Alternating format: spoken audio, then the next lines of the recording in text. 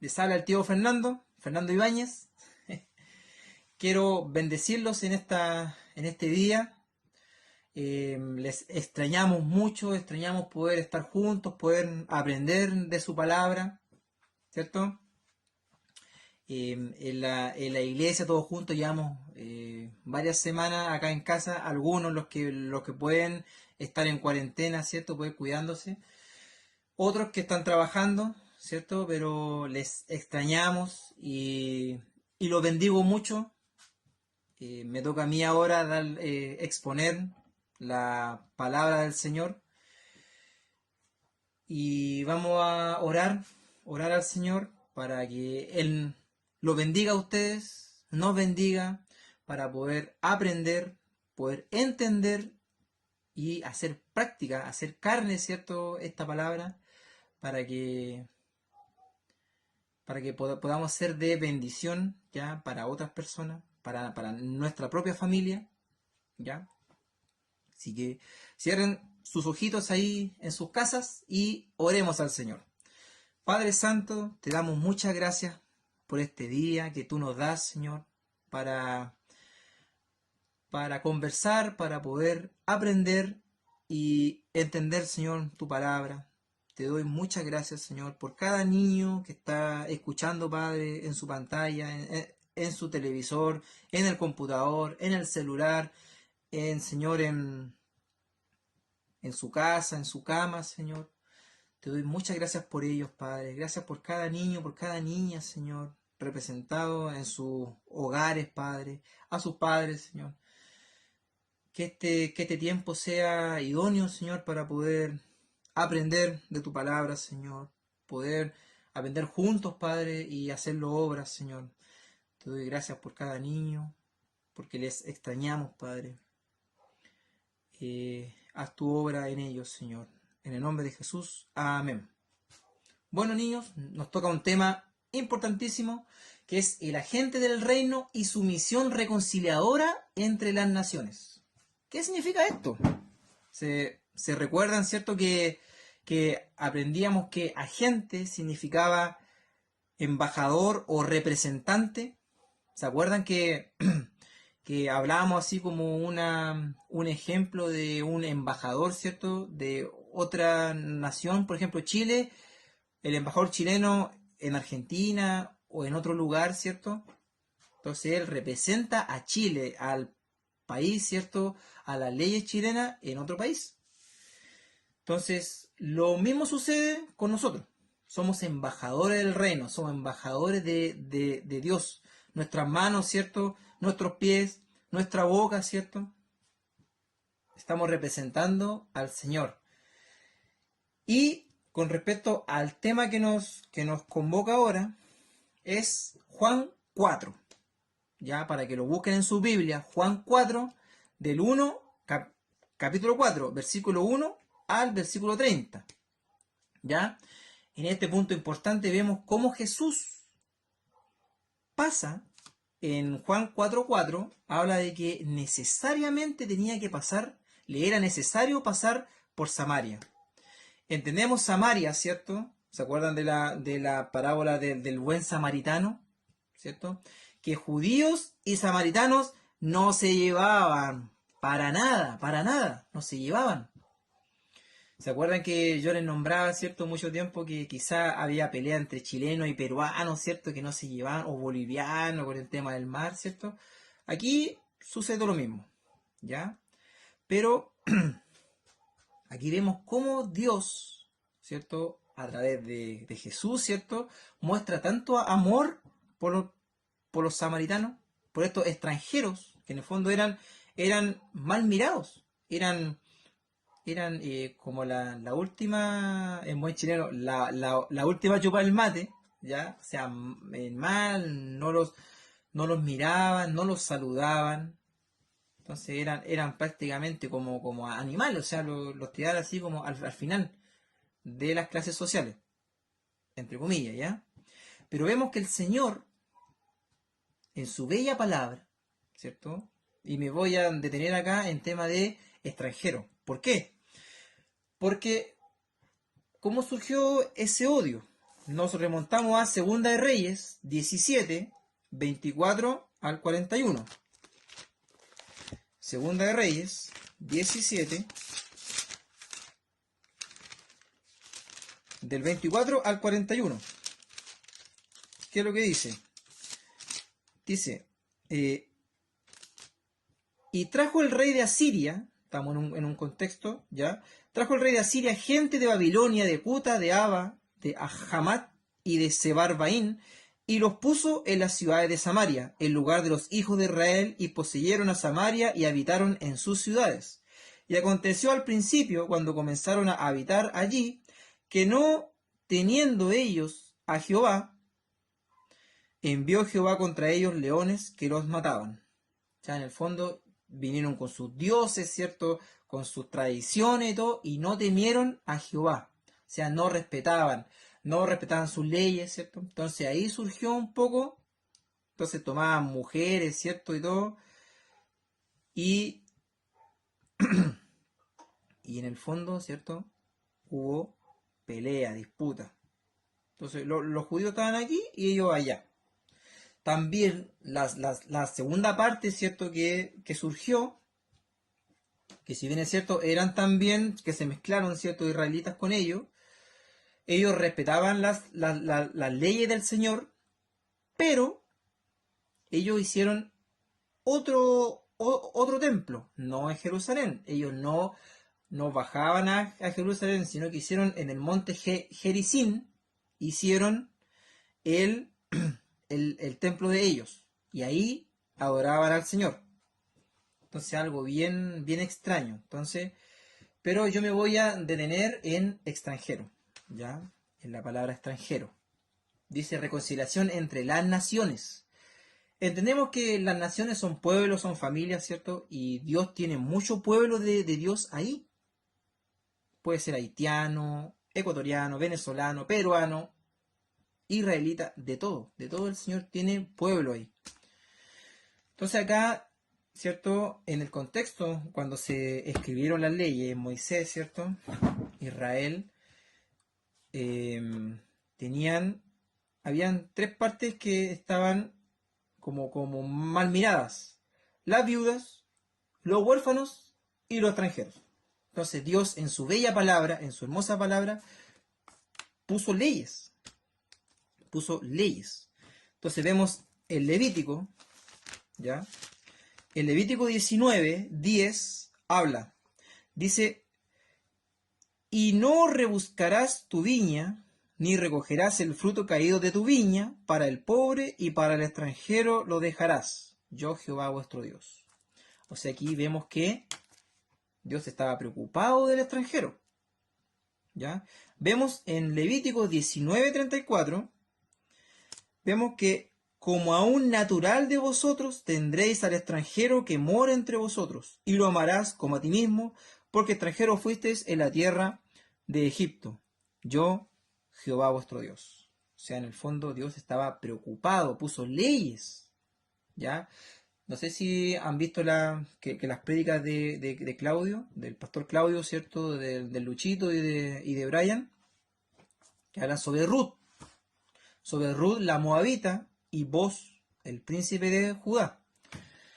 Entendemos por las escrituras que vos es una representación, ¿cierto? De Cristo. Es una prefigura de Cristo, que Él vino a redimirnos, ¿cierto? Él vino a comprarnos, Él vino a salvarnos. Entonces entendemos cómo vos, y ella siendo moabita, ¿cierto? Son una representación de Cristo.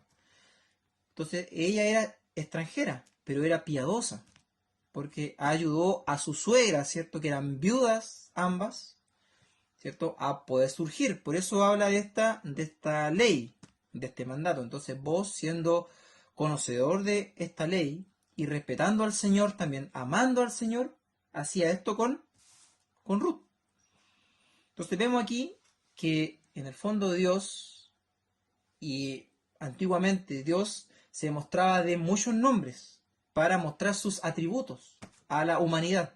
Sus atributos, ¿cierto? Sus características, tanto de amor y de misericordia. En Deuteronomio 10, 17 al 20, vemos cómo aquí se muestra claramente tres nombres bien importantes: Gadol, Gibor y Yaré. Son nombres hebreos, ¿ya? Que, por ejemplo, Dios grande, el Gadol, ¿ya? Dios poderoso, Gibor, y Dios temible o terrible, Yaré.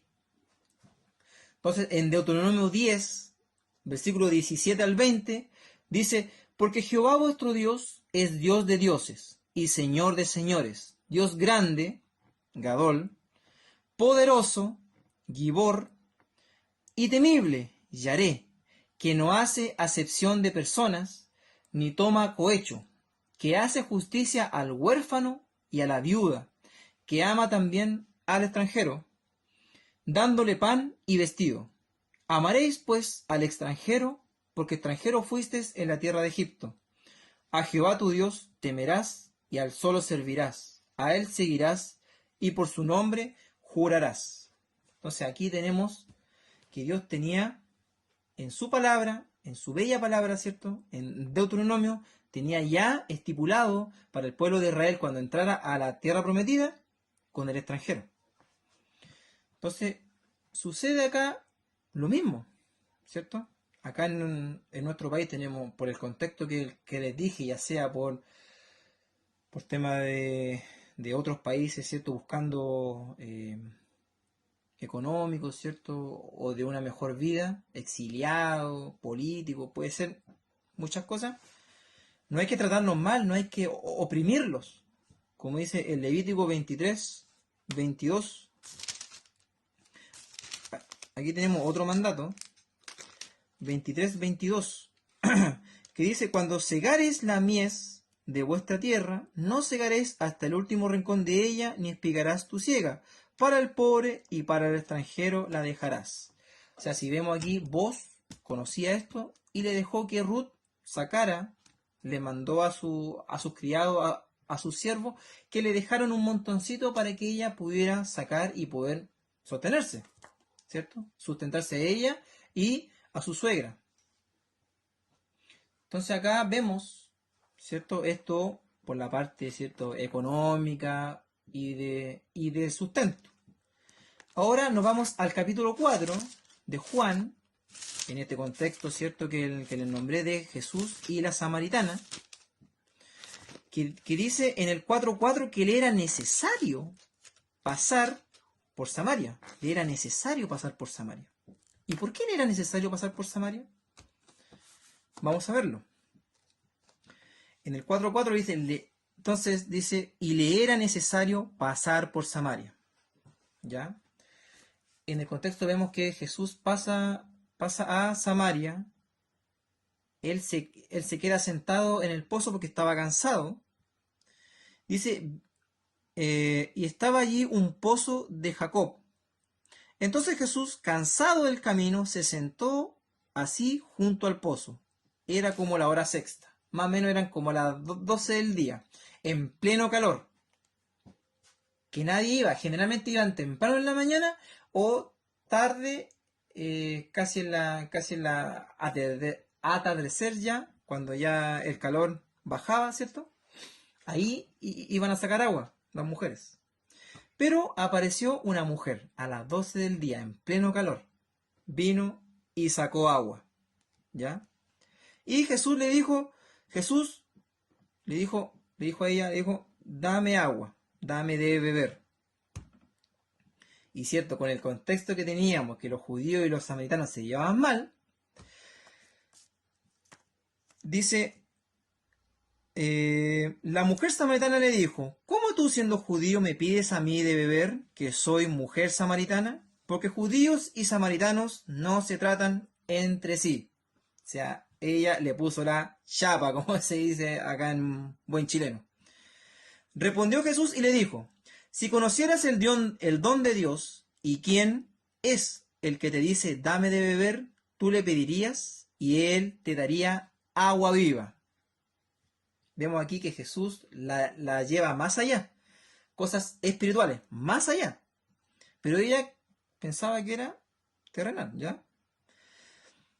La mujer le dijo, Señor, no tienes con qué sacarla, y el pozo es hondo. ¿De dónde pues tienes agua viva? ¿Acaso eres tú mayor que nuestro padre Jacob, que nos dio este pozo del cual bebieron él, sus hijos y sus ganados? Respondió Jesús y le dijo, cualquiera que bebiere de esta agua volverá a tener sed, mas el que bebiere del agua que yo le daré no tendrá sed jamás, sino que el agua que yo le daré será en él una fuente de agua que salte para vida eterna. Aquí hablamos claramente que Jesús dice sobre el Espíritu Santo, que iba a estar en nosotros, ¿cierto? Y en ustedes, niños, también. Va a estar en nosotros. Pero ella seguía no entendiendo, ¿cierto? Porque le dice, la mujer le dijo, Señor, dame de esa agua para que no tenga yo sed, ni venga aquí a sacarla. O sea, ella se quería ahorrar el trabajo de sacar agua, ¿ya? Y vemos el amor de Jesús con respecto a esta persona, ¿cierto? Y le dice, ve, llama a tu marido, que venga. O sea, en ese aspecto el marido pasaba como a segundo plano, porque cada uno tiene que tener un encuentro personal con el Señor.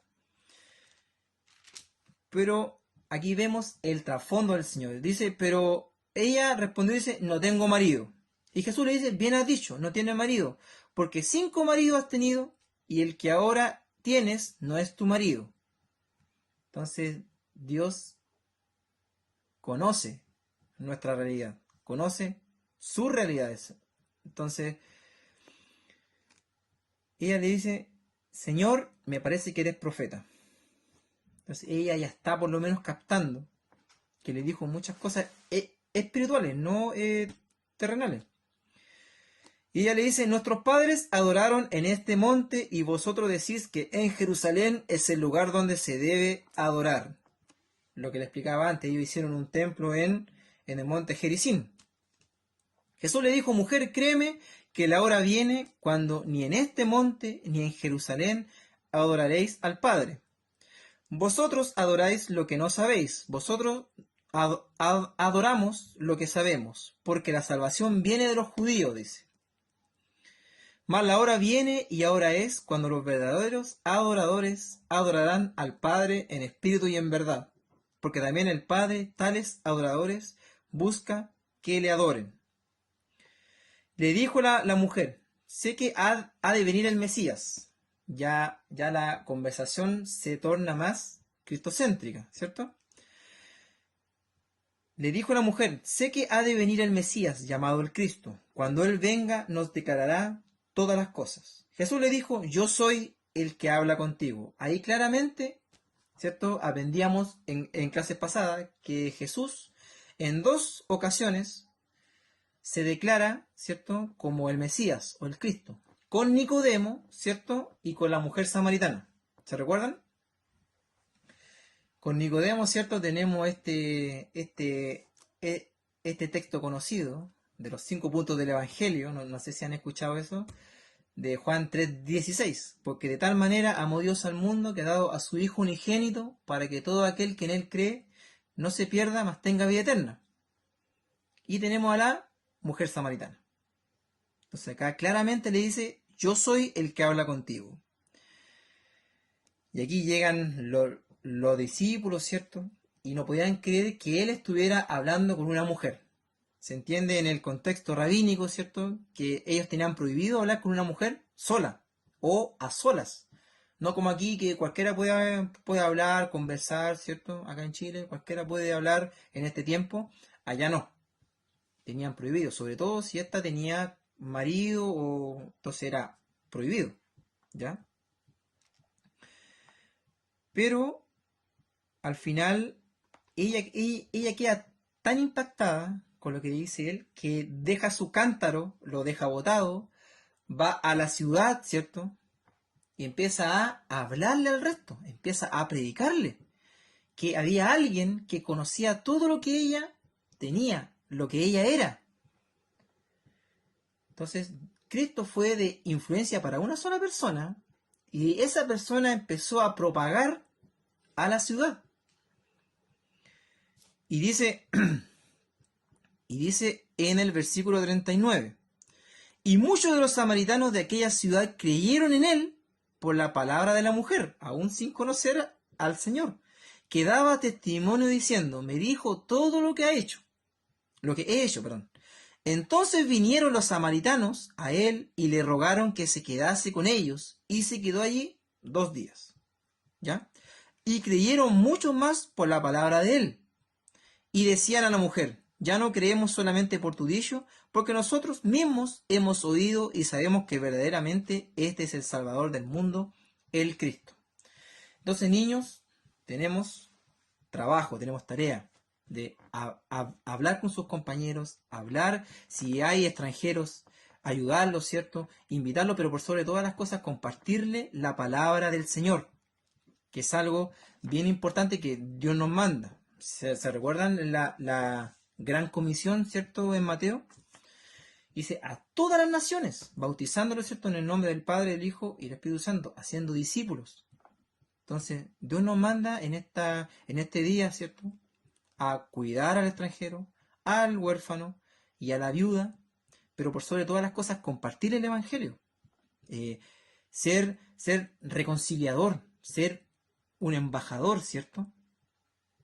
Ser un representante del Señor en nuestra vecindad, ¿cierto? En nuestro barrio, en nuestro colegio. Ahora que no hay, ¿cierto? No nos podemos juntar, pero por las redes sociales, poder llamar, poder invitar, preguntar cómo están, ¿cierto?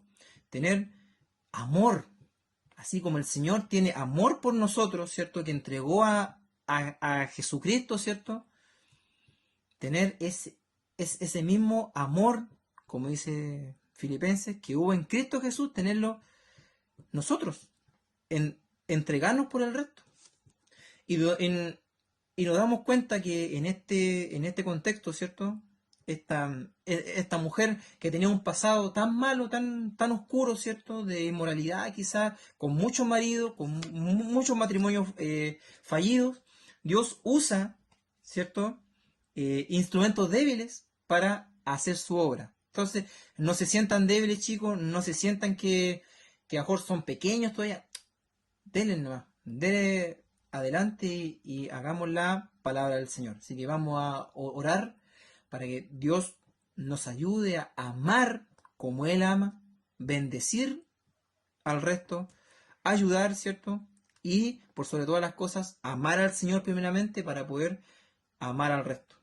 Así que les bendigo, niños. Vamos a orar para poder terminar esta lección. Así que cierren sus ojitos ahí con sus papitos. Gracias, Padre. Te doy, Señor, en este día por tu palabra que ha sido dada.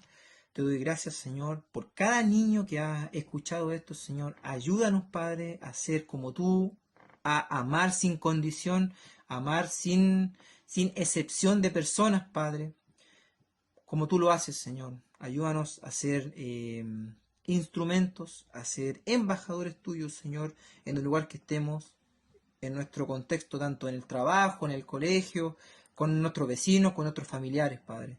En el nombre de Jesús, bendigo a cada niño en sus casas. En el nombre de Jesús. Amén. Chao, niños. Bendiciones. Dios les bendiga.